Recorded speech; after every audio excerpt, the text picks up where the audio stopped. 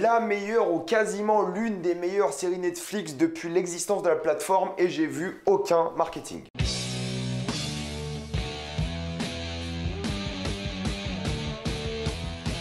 Narcos Mexico, saison 2. Comme d'habitude, ce qui a mis indiqué dans le titre de la vidéo, il n'y aura pas de spoilers, parce qu'on va être tranquille, après on va tout spoiler. Et si vous n'avez pas vu la première saison de Narcos Mexico, ne vous inquiétez pas, je ne vais pas la spoiler ici. Narcos Mexico est l'histoire de Miguel Ángel Félix Gallardo, qui est un ancien flic qui va devenir trafiquant de drogue. La particularité de ce personnage-là est qu'il est vraiment brillant et on va suivre vraiment comment il va essayer de joindre tous les cartels du Mexique afin qu'il travaille avec et pour lui. Avant de commencer cette critique, j'aimerais cependant remercier le sponsor officiel de cette vidéo, PureVPN. On en reparle tout à la fin. Honnêtement, j'ai vu aucun marketing ni sur les réseaux sociaux, ni dans la rue ici en Pologne, ni nulle part. C'est assez dommage, je trouve, parce qu'aujourd'hui, je pense que c'est l'une des séries, si ce n'est pas la série Netflix, qui a vraiment la plus grande qualité, qui est de loin l'une des séries les plus intéressantes de Netflix et les plus mieux foutues, qui a sûrement l'un des plus gros budgets aussi, je pense, parce qu'il y a énormément de choses dont on va parler dans cette vidéo qui me font penser qu'il y a beaucoup d'argent qui est mis dedans. Vraiment, pour moi, c'est l'une des grosses perles de Netflix, mais peut-être, encore une fois, il y a plus de marketing en Amérique latine. Dans les pays hispaniques, là, je ne dis pas, mais c'est vrai qu'en France, on entend très peu parler de Narcos. Même si la série est culte, même si on entend tous le générique, il y a très peu de personnes, au final, qui en parlent tous les jours, je trouve. Et c'est dommage, parce que c'est une série absolument fantastique. Et moi, depuis le début de la première saison de Narcos, je suis un grand fan. J'ai fait des critiques depuis la saison 2, chaque année, j'adore. Bref, c'est l'une de mes séries kiff. Et chaque année, j'attends impatiemment la prochaine saison. Là, je dois admettre que, pour le coup, Narcos Mexico, même si j'adore vraiment et Narcos Colombie et Narcos Mexico, la saison 2 m'a un peu refroidi. Pas beaucoup, c'est quand même une série que je vais attendre avec impatience, mais il m'a fallu quand même un bon moment pour me remettre dedans. C'est pas que c'est d'un point de vue qualitatif que j'ai un problème avec la saison, mais c'est d'un point de vue vraiment rythme. Pour moi, Narcos a toujours été une machine à cliffhanger, une machine à suspense, une machine à stress. Chaque épisode, je devais voir la suite, c'était vraiment une addiction. J'ai fini chaque saison de Narcos, je crois, en une journée. Et là, c'est vrai que pour le coup, c'était beaucoup moins le cas. C'était une saison beaucoup plus de déconstruction, une saison sans rentrer dans trop de détails, qui était plus vers quelque chose de très différent. C'est pas la montée en puissance, c'est pas non plus vraiment la chute, je dirais, c'est un peu entre les deux, c'est la stabilisation et un peu la déconstruction d'un empire qui a peut-être été créé avec des failles, qui a eu beaucoup de soucis, etc.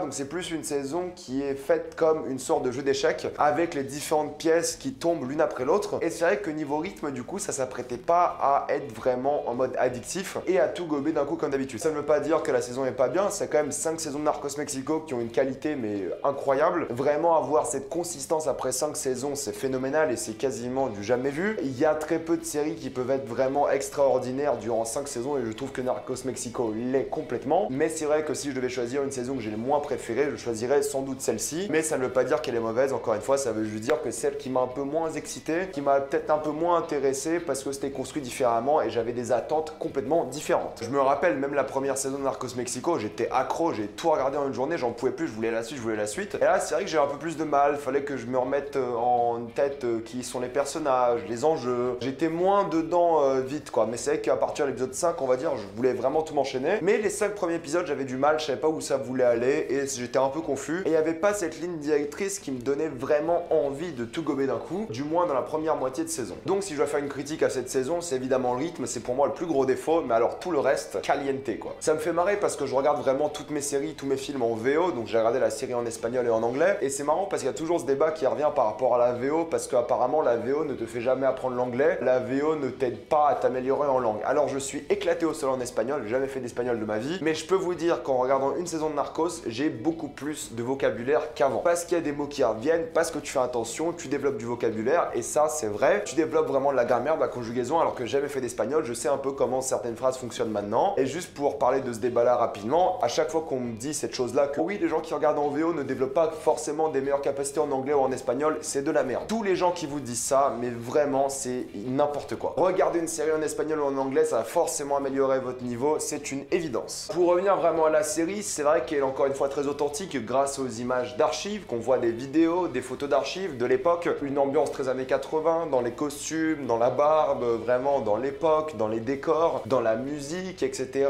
Dans la langue aussi, ça participe beaucoup beaucoup à l'authenticité. T'as toujours peur dans une série américaine, on va dire, du moins d'Hollywood, d'avoir des acteurs qui parlent tous anglais. Quand il n'y a pas de raison de parler anglais, là non, il y a quand même une grosse communauté espagnole dans le monde. Il y a quoi, au moins 600 millions de personnes qui parlent espagnol. Du coup, pour des raisons économiques, pour faire du marketing, c'est pas du tout un problème d'avoir une série en espagnol. C'est pas comme si on avait Tchernobyl en russe. Ça aurait été beaucoup plus compliqué de vraiment porter cette série à l'international. Là, vu que c'est une série espagnole, c'est vrai que c'est beaucoup plus simple et tu peux te permettre d'avoir une série qui est parlée, on va dire, à 80% en espagnol. Et pour les personnes qui parlent pas espagnol, comme moi, bah du coup, ça rend la chose plus authentique. Encore une fois, il y a 10 épisodes qui sont quasiment tous d'une heure. C'est une série qui est très longue. C'est pour ça que la critique a mis plus de temps à arriver. C'est que j'étais très occupé avec d'autres trucs, etc. Mais niveau rythme, je vous l'ai dit, il y a quelques soucis peut-être, mais t'en veux encore plus. C'est tellement bien fait, même si je dis toujours que pour moi, une série idéale, pour moi, hein, c'est 8 épisodes. C'est vrai que là, 10 épisodes, t'en redemandes plus, t'en veux plus, vu que c'est tellement bon, vu que c'est tellement divertissant, mais vraiment, t'as envie de voir la suite. Pour parler de mise en scène, j'adore encore une fois la mise en scène. Tu vois qu'ils ont pensé leur plan, la majorité en tout cas. Il y a beaucoup de plans dans les voitures, sur le côté des voitures, sur le capot des voitures. Il y a plein de plans où on te montre les personnages de très très loin par exemple, pour vraiment mettre en avant les décors, les différentes couleurs, parce que c'est quand même une série qui est au Mexique, c'est un pays très coloré, beaucoup de désert, beaucoup de verdure en même temps, beaucoup de couleurs différentes. C'est un pays assez festif au final quand tu regardes la série, donc il faut des couleurs et la mise en scène les met très bien en avant je trouve, et surtout quand c'est filmé de loin, tu vois vraiment à quel point le Mexique est grand parce que c'est un pays mais vraiment gigantesque. Il y a quoi aujourd'hui 130 millions d'habitants, même en superficie c'est titanesque, donc juste le fait d'avoir ces petits personnages dans d'énormes décors, ça participe au fait de te montrer que ce qui se passe à une grande échelle et que la quantité de cocaïne, la quantité de drogue qui est parcourue partout est vraiment imposante, et ça ils le font très très bien. Il y a une composition des cadres, les personnages sont souvent à des endroits très spécifiques dans le cadre, tu vois que c'est étudié, c'est presque cinématographique, même s'il y a quelques champs contre champs assez banals, la majorité des plans sont étudiés, sont bien faits, il y a des mouvements de caméra qui sont vraiment intelligents, qui vont te montrer le parcours émotionnel du personnage, le parcours psychologique, les réactions grâce au mouvement de caméra. Bref, encore une fois, c'est l'une des séries, si ce n'est pas la série Netflix la mieux réalisée sûrement avec The Crown, qui sont des séries qui sont évidemment faites par des artistes et non pas pour remplir un cahier de commandes. Donc ça fait évidemment plaisir d'avoir cette grande diversité des décors, d'avoir vraiment cette diversité de mise en scène et de voir une série qui se fout pas de ta gueule, qui est étudiée, qui est bien faite. C'est pour ça que je dis ça coûte cher, parce que juste pour le nombre de décors, juste pour les effets spéciaux qu'il y a eu à droite à gauche, pour le nombre de figurants, le nombre d'acteurs, etc.,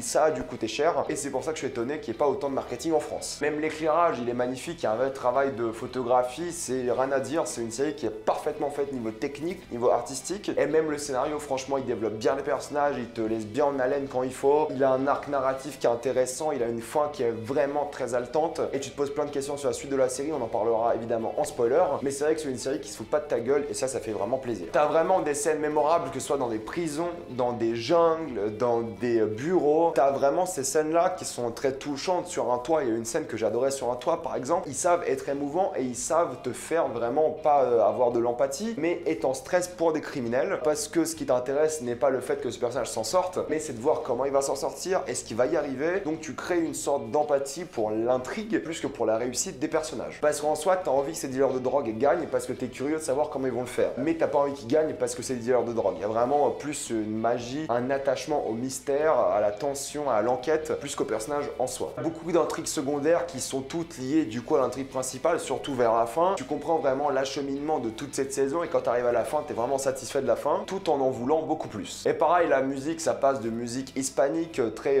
authentique encore une fois, des musiques américaines. C'est une série très dynamique, encore une fois par la culture mexicaine qu'elle dégage. Et encore une fois, il y a pas mal de musique classique que j'ai vraiment apprécié dans cette saison. C'est une saison qui parle cette fois-ci plus de loyauté, qui parle de famille. J'ai adoré le côté loyauté, voir comment ce personnage de Félix Gallardo peut gérer vraiment la fédération. Il la gère en tant que businessman, du coup il faut faire des choix économiques, il faut faire des choix sentimentaux, parce que les gens ont des émotions, c'est pas vraiment un CDI qu'ils ont au final, donc faut vraiment parcourir aux besoins de chacun des partenaires, faut vraiment être à fond avec tout le monde et c'est intéressant les choix qu'il fait, des fois il fait des choix débiles, des fois il fait des choix vraiment intelligents et tu te rends compte vraiment de la fragilité du truc et de comment ça peut fonctionner. Mais encore une fois, ça te laisse en haleine parce qu'il y a des histoires de gang, il y a des histoires de famille. La famille est une place extrêmement importante dans cette saison, justement, où est la famille, où est le partenariat, où est la limite et comment tu mélanges parfaitement les deux, surtout quand il y a du passé, il y a des gangs rivaux, etc. Donc oui, la loyauté et la famille, je dirais que ce sont les thématiques principales de la série, mais ça parle encore une fois d'interventionnisme américain avec la CIA, la DEA, et ça montre encore une fois la manipulation, la corruption, bref, il y a plein de sous-thématiques comme ça qui reviennent sans arrêt et montrent vraiment ce que les gens sont capables de faire pour peut-être juste juste un accord économique de plus. Le mot d'ordre, encore une fois, dans Narcos, c'est pas la drogue, c'est l'argent au final. C'est ça qui a toujours intéressé la série, c'est pas le fait que la cocaïne c'est mal, c'est le fait que les gens font tout pour l'argent et donc pour le pouvoir, que ce soit des politiques, que ce soit des trafiquants de drogue. D'ailleurs, le parallèle entre politique et trafiquants de drogue a toujours été très bien dressé dans Narcos et a toujours été l'une des choses les plus intéressantes dans la série, c'est vraiment de comparer ces gens-là et montrer à quel point ils ne sont pas si différents que ça. Il y a aussi quelques personnages qui reviennent de Narcos Colombie, comme on l'a vu dans la première saison. Est-ce que c'est du fanservice ou est-ce que c'est juste quelque chose qui a réellement eu lieu? Je ne sais pas, j'ai pas vraiment vérifié, mais ça fait pas fanservice je trouve, c'est à chaque fois une incorporation logique dans le scénario et t'as pas l'impression que des personnages reviennent juste pour revenir. Même s'il y a peut-être un plaisir de revoir certains personnages, j'ai toujours l'impression que c'était bien fait et bien incorporé dans la série. J'aime beaucoup aussi le fait que certains noms de personnages ont été bipés parce qu'ils ont réellement existé au final et je pense que pour ne pas avoir des problèmes avec des avocats, avec la justice, ils ont pas mis les vrais noms. Des fois ils mettent Mr X, tu sais très bien qui il est dans la vraie vie, mais je pense que pour des raisons légales, pour des raisons de respect des fois même, ils mettent des fois des bips dans les prénoms et ça renforce encore une fois ce côté authentique, presque documentaire. Encore une fois, il y a des scènes stressantes, il y a des scènes vraiment où il y a beaucoup de tension et il y a des scènes émouvantes et cette idée de manichéisme est encore une fois très présente. Ils ont tous des personnalités différentes, ils ont tous des objectifs différents, certains qui sont bons, certains qui sont mauvais, mais c'est jamais blanc ou noir, c'est toujours beaucoup plus complexe que ça et ça j'adore. Quand tu as envie qu'un trafiquant arrive à faire quelque chose dans une série de trafiquants, ça veut dire que tu es attaché à ce personnage-là qui a peut-être des valeurs familiales, mais qui est aussi un trafiquant de drogue. C'est comme ça que les films de gangsters par exemple ont toujours bien marché, c'est que tu aimes bien ces personnages parce qu'ils sont pas juste des gangsters méchants qui tuent des gens, c'est aussi des pères de famille, etc., etc. Et ça, la série l'a toujours très bien fait en développant parfaitement les personnages, leurs différents états d'esprit, leur passé, leurs enjeux, leur famille, etc. Et avant de conclure, un petit mot sur les acteurs. Je trouve que Diego Luna, je l'ai pas vu dans énormément de choses au final, je crois. Il est absolument génial dans cette série. Il a prouvé qu'il pouvait être aussi charismatique, je trouve, que Pablo Escobar et qu'il pouvait vraiment porter une série sur ses épaules. Donc excellent jeu d'acteur. D'ailleurs, vraiment tout le casting est absolument incroyable, mais il faut aussi féliciter Scott McNairy qui est arrivé lui dans cette saison 2, qui est absolument fantastique, qui joue une sorte d'agent de la DEA un peu traumatisé, on en parlera en spoiler. Pour conclure, Narcos Mexico, c'est peut-être la saison la moins intéressante de la série, mais même elle est extrêmement intéressante, extrêmement qualitative, et ça reste évidemment supérieur, on va dire, à 97% des productions Netflix. Si vous en avez marre des séries pour adolescents, eh bien foncez sur Narcos Mexico, c'est une série vraiment forte en émotion, avec beaucoup de personnages, beaucoup de tension, beaucoup de stress, extrêmement bien faite, que ce soit en mise en scène, en décor, en photographie. Il faut foncer sur Narcos, c'est l'une des meilleures séries Netflix, une série culte qui mérite vraiment son statut. Et ce générique, bordel, j'en ai pas parlé parce que j'en parle en chaque vidéo, mais ce générique. Ici, on ne passe pas le générique de Narcos. Avant de passer en spoiler, pensez à vous abonner à la chaîne pour plus de vidéos. Mettez un j'aime et partagez cette vidéo, ça aide beaucoup la chaîne. Si vous aimez la chaîne, pensez à faire un petit don grâce au lien Utip ou en regardant une publicité, ça aide beaucoup la chaîne. Suivez-moi sur Instagram pour des critiques exclusives, suivez-moi sur Twitter pour toutes les news et on spoil.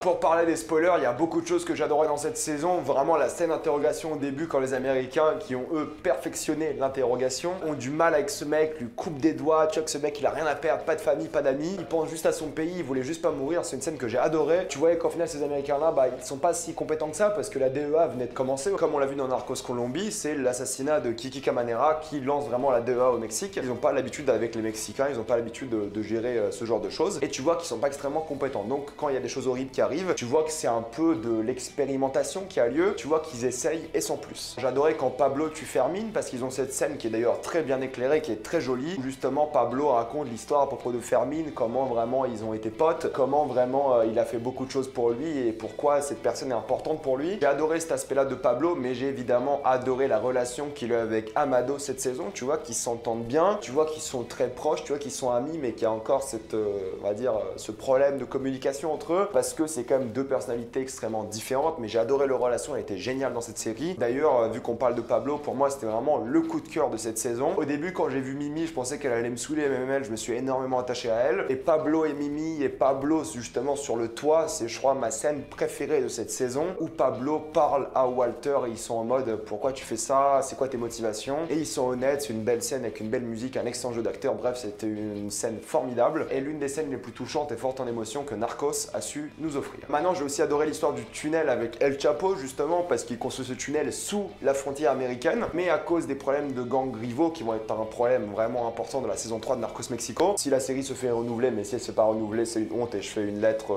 à Netflix. Je ferai une vidéo à Netflix, c'est une évidence. El Chapo a beaucoup plus d'importance que dans la première saison et ça, j'ai vraiment adoré, parce qu'El Chapo, je crois qu'il est en prison actuellement, ça fait depuis pas très longtemps, quelques mois. C'est une histoire absolument folle et je me dis, c'est un peu bizarre parce que je sais pas si c'est El Chapo qui a été produit par Netflix, la série Netflix, ou c'est juste une série dont ils ont repris les droits, mais faire une série Narcos Mexico sur El Chapo, je trouve que c'est un peu bizarre. Vraiment, c'est un peu bizarre. Ils ont déjà un El Chapo qui est une série qui est pas aussi bien, je trouve, que Narcos Mexico. Donc s'ils vont raconter l'histoire d'El Chapo, ce qui est une évidence parce que c'est l'un des prochains gros trafiquants de drogue, c'est bizarre qu'ils aient ces deux séries-là sur la plateforme. Enfin bref, faudrait pas qu'ils se citent ça, faudrait quand même qu'ils racontent l'histoire d'El Chapo. Mais il y a d'autres personnes dont on doit parler avant. Mais j'adore le fait que les gangs vont tous avoir une place plus importante par la suite. Et j'adore le fait qu'El Chapo était beaucoup plus développé. Encore une fois, j'adore l'acteur, je trouve qu'il est très bien fait, bien écrit, bien interprété. Bref, rien à dire. Il est menaçant, il est pas très grand, tu vois. Il est pas très baraque, il est avec sa maman souvent. Mais putain, qui fait peur, qu'il est flippant. Et je trouve qu'il est extrêmement bien écrit. Donc hâte de revoir El Chapo, c'est une évidence. Et encore une fois, pour finir avec Pablo, le moment où Walter est devant lui et il décide vraiment d'essayer de le protéger quand il meurt, c'était une belle scène pleine de stress et je l'ai vraiment adoré. Ils savent faire des scènes pleines de tension et ça, c'est excellent. Et pour finir sur mes scènes préférées, j'ai aussi adoré le dialogue de fin entre Walter et Félix parce que c'est là que tu vois que Félix, c'est un mec brillant, il sait comment ça va finir, il sait comment ça va vraiment se développer au fur et à mesure des années. Il dit très bien qu'au début ça va aller, puis ensuite ça va être un peu dans tous les sens et que c'était lui qui était important et que les gens vont le manquer. Et j'adore qu'ils disent face caméra, you're going to miss me, je vais vous manquer, parce qu'il parle à Walter et aussi aux spectateurs, parce que je pense pas qu'on va revoir Félix, ou peut-être pas beaucoup en tout cas dans la saison 3 de Mexico. Donc le fait qu'ils disent je vais vous manquer, c'était une très belle touche et ça brisait un peu à mes yeux le quatrième mur. Parce que oui, bordel, il va me manquer, il était génial. Mais encore une fois, je trouve que tous les personnages ont eu assez de développement, ils ont tous eu des histoires de famille, ils ont tous histoires de gang. Je trouve que l'histoire avec les deux femmes était vraiment beaucoup moins développée. Oui, ils ont trouvé un nouveau contact, oui, ils ont cette manière de transporter de la coke aux États-Unis, mais ça a eu très peu d'impact comparé à ce que je m'attendais au final. Et le personnage d'Isabella est complètement sous-exploité et ne sert pas à grand chose au final, et c'est un peu dommage, je m'attendais à beaucoup plus, mais cette intrigue-là n'a pas réellement été développée. Je m'attendais à ce qu'il y ait cette intrigue un peu plus féministe dans l'histoire, et au final, ils l'ont pas fait du tout, non pas par cause de féminisme, mais juste parce qu'ils l'ont pas fait dans l'histoire. Donc c'est pas grave, mais je trouve qu'ils auraient pu peut-être appuyer ça un peu plus. Parler de ce personnage d'Isabella, pour le coup, qui est traumatisé, qui a vraiment un passé qu'on connaît pas très bien, je trouve, ou du moins, je me rappelle pas du tout de la première saison, mais voilà, il y avait moyen de faire beaucoup mieux, je trouve. Même Walter, je l'ai trouvé bien développé, là, c'est histoire de famille, tu vois qu'il a été traumatisé par la mort de son frère, etc. Donc il a des raisons d'être au Mexique, de travailler pour la DEA, et je trouve qu'il a eu suffisamment d'éléments de personnage pour s'y intéresser, pour être un peu de son côté, pour vraiment vouloir qu'il se pose, qu'il mène une bonne vie, etc. Mais je pense qu'il va revenir à la saison 3 et qu'il va mener l'enquête. Je ne sais pas s'il a fait dans la vraie vie encore une fois, mais comme ils l'ont fait un peu pour la saison 3 de Narcos Colombie, ils vont ramener des personnages qui étaient déjà présents pour continuer l'enquête, parce qu'on aime juste beaucoup trop ces personnages. Pour finir sur Félix, évidemment, je pense vraiment que c'était le personnage le mieux écrit de la saison. T'as son traumatisme avec donc ses cauchemars qu'il a de temps en temps, qui pour le coup aurait été intéressant d'être beaucoup plus développé parce qu'il se sent mal d'avoir tué Camanera. Il y a cette histoire de tous les gangs ne lui font plus confiance, tu vois qu'il veut plus, il s'est brûlé les ailes au soleil. Tu vois que le fait d'avoir été presque assassiné l'a remis en question et a voulu donc revenir vers sa famille. Bref, j'ai adoré son élément de personnage, j'ai adoré les choix qu'il a dû faire, j'ai même trouvé des fois très bête parce qu'il était trop gourmand, il en voulait trop et à chaque fois ça a tout gâché. S'il voulait juste garder le deal avec la Colombie, ça aurait été très bien. L'argent serait venu au fur et à mesure, mais vu qu'il voulait plus, vu qu'il était beaucoup trop ambitieux, bah tout le monde l'a abandonné et il a fait des choix qui étaient vraiment dégueulasses, comme tuer des enfants, et du coup il a perdu la confiance de tout le monde. Mais je trouve que la manière dont il est passé du sommet à la chute était vraiment bien fait parce que c'était comme un jeu d'échecs, c'était pion après pion, erreur après erreur, il est tombé. C'est pas comme l'histoire de Jules César, ils en parlent beaucoup dans la série, on l'a pas vraiment poignardé dans le dos, c'est lui qui a fait des erreurs après erreur et tout le monde s'est un peu rebellé contre lui, mais il n'y a pas eu une grosse trahison qui a tout gâché au final. C'est d'ailleurs lui qui a trahi son gang et a fait perdre 7 milliards aux Colombiens. Donc je vais m'arrêter là pour Narcos Mexico, donc encore une fois mettez-moi dans le commentaire si vous avez adoré ou détesté cette saison. Il faut donc parler du sponsor de cette vidéo, PureVPN, qui est une application de VPN qui permet de faire croire un site internet que vous l'utilisez depuis un autre pays. Ça permet entre autres pour les fans de cinéma et de séries d'avoir accès à la bibliothèque Netflix américaine. La bibliothèque américaine a 2 fois plus de contenu que la bibliothèque française. Ceci est dû à cause de la chronologie des médias qui fait qu'un film en France ne peut sortir sur une plateforme de streaming que 3 ans après la sortie cinéma. Donc si vous avez un VPN, bah, vous n'avez qu'à changer de pays au final et vous avez accès à toute une nouvelle bibliothèque. Ça vous permet d'être évidemment plus en sécurité, que ce soit sur le Wi-Fi public du McDonald's, de la bibliothèque, de l'aéroport. Ça permet de voyager plus sereinement parce que si vous êtes dans un pays qui n'a pas les sites internet internet français, vous utilisez le VPN et vous avez accès au site français. Vous pouvez même avoir accès à différents services de streaming, que ce soit Hulu, Adult Swim, CBS All Access, qui ne sont pas encore disponibles en France. Donc avoir plus de flexibilité sur internet, avoir vraiment plus de sécurité, que ce soit sur la Wi-Fi publique ou même privée concernant vos données, tout ça est à votre portée grâce à la promotion Red Jelly Gorilla qui sera dans le commentaire épinglé et dans la description. Il suffit d'aller sur le lien et vous avez le droit à 81% de réduction, donc à 1,79 € par mois durant 2 ans. Et si vous n'êtes pas satisfait sous 31 jours, vous êtes totalement remboursé. Et c'est disponible sur vraiment tous vos appareils. Comme d'habitude, pensez à vous abonner à la chaîne pour plus de vidéos. Mettez un j'aime et partagez cette vidéo, ça aide beaucoup la chaîne. Si vous aimez la chaîne, pensez à faire un don sur Utip pour regarder une publicité, ça me fait un peu d'argent. Suivez-moi sur Instagram pour des critiques exclusives. Suivez-moi sur Twitter pour toutes les news et salut à tous.